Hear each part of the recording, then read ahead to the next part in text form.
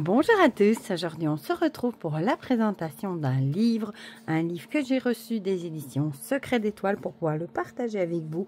Il s'agit du livre Percevoir les signes de l'au-delà de Mona Biolo, que je trouve vraiment très chouette. J'aime beaucoup la couverture avec ce papillon, voilà, et on va lire ensemble du coup ce qui est écrit au dos. Une forme particulière dans les nuages, un papillon croisé sur le chemin, une chanson qui passe à la radio, serait-ce un signe?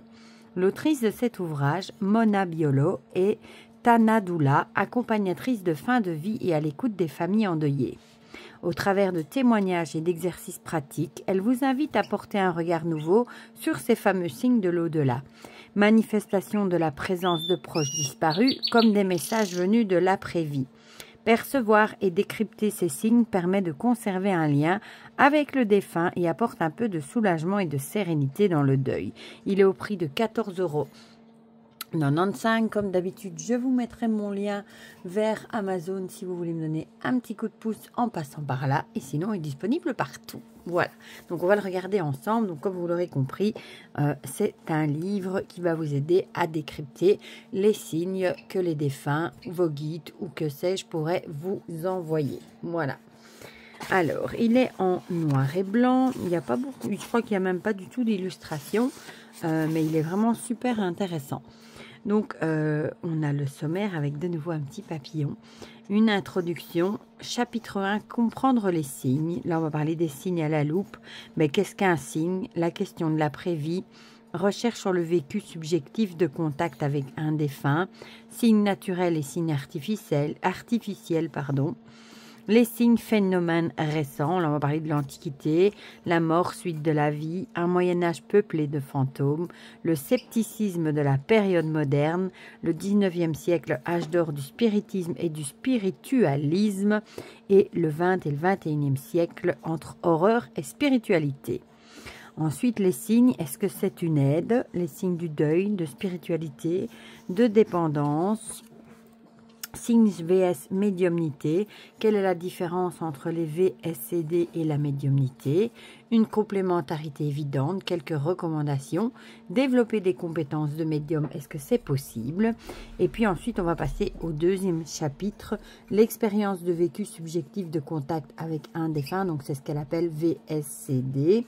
Typologie des signes, donc là les différents types de signes, les ressentis, les signes visuels, auditifs, olfactifs, tactiles, intuitifs, phénomènes électriques et mécaniques, les phénomènes naturels et VSCD symboliques, les synchronicités. Alors, défunt es-tu là? Identifier l'auteur d'un signe, comment recevoir les messages des défunts, les VSCD de protection, de pratique, les cas particuliers, les signes par exemple lors du décès d'un proche, les visions à l'approche du décès, expérience de mort imminente, les signes destinés à une autre personne. Et en chapitre 3, là on a les messages des défunts, avec qu'est-ce qu'on appelle un signe ou non, apprendre à les observer, les signes qui sont plus fréquents, l'importance du contexte dans l'interprétation, et ensuite comprendre les signes, symbolisme et signification, et ça j'aime beaucoup. On va avoir les animaux, les objets naturels, éléments météorologiques, objets du quotidien, sons et musique, phénomènes lumineux, rêves et visions, les écrits, tenir un carnet de signes. Ensuite, on va voir la réception des signes, les signes et temporalité, signes et guidance. Est-ce que je peux décider de ne pas recevoir de signes? Je ne reçois pas de signes, est-ce que c'est grave? Peut-on favoriser la réception des signes? Et ensuite, le chapitre 4, affiner ses perceptions. Donc là, on va avoir ressenti et intuition, développer sa confiance en soi, écouter ses ressentis, développer son intuition, pratiquer pour mieux percevoir les signes, la sophrologie, méditation, visualisation, les rêves, ensuite écouter ses rêves, appeler les manifestations dans ses rêves et les outils pour faciliter la communication, photographie, objets personnels, bougies et rituels de lumière, cristaux et pierres, pendules, le tarot. Puis on a une conclusion, l'autrice et mon carnet de signes. Voilà un petit peu pour ce livre. Voilà. Donc ici, ben, voilà, par exemple, comprendre les signes. Je vous montre quelques pages. Un signe à la loupe. Ben, qu'est-ce qu'un signe? Question de l'après-vie. Ici, on avait le Moyen-Âge peuplé de fantômes, par exemple. Mouvement New Age. Mais moi, ce que je voulais vous montrer, c'était plutôt les messages, par exemple, les signes fréquents, par exemple, les plumes, ça on en parle souvent, mais il y a aussi des pièces de monnaie, tiens, j'y avais même jamais pensé. Apparition, une sensation de présence, etc. Comprendre les signes, voilà, par exemple ici, je trouve ça super chouette. Si vous rêvez, par exemple, je sais pas moi, de papillons, les papillons symbolisent la transformation et la renaissance spirituelle. Leur apparition est considérée comme une manifestation de l'âme du défunt qui a trouvé la paix ou vit une nouvelle existence dans un autre état d'être. Ici, par exemple, les objets naturels. Par exemple, un arc-en-ciel. Moi qui adore les arcs-en-ciel, il est considéré comme un pont entre les mondes terrestres et spirituels. Sa vue est un signe de la présence continue de l'être cher dans un lieu de paix et de lumière après la mort. Voilà.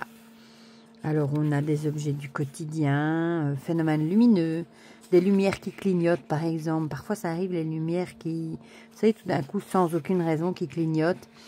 De manière synchronisée ou inhabituelle, représente un signe de communication, de présence, surtout lorsqu'elles se produisent dans des lieux significatifs. Bon, voilà, il y en a plusieurs. Hein. Tenir un carnet de signes.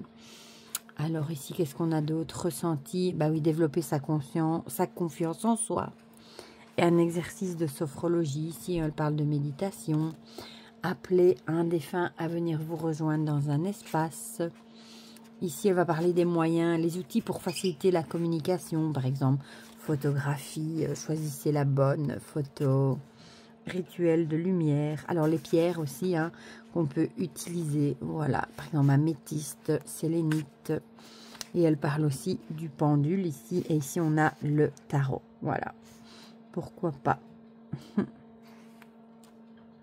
Quelques conseils pour utiliser le tarot avec les défunts. Une conclusion ici, et alors, ah ben voilà, le carnet de signes.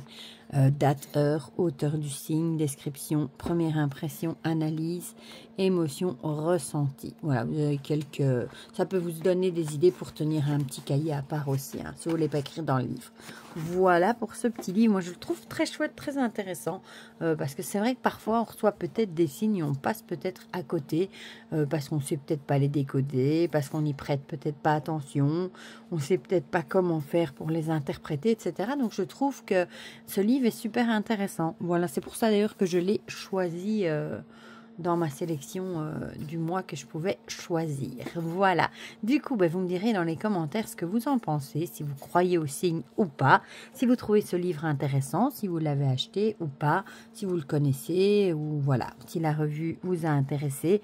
Vous me direz tout ça dans les commentaires, comme ça on partagera tout ça ensemble comme d'habitude. Et pour le reste, moi je vous fais plein de gros bisous et on se dit à très vite pour de prochaines vidéos. Bisous bisous.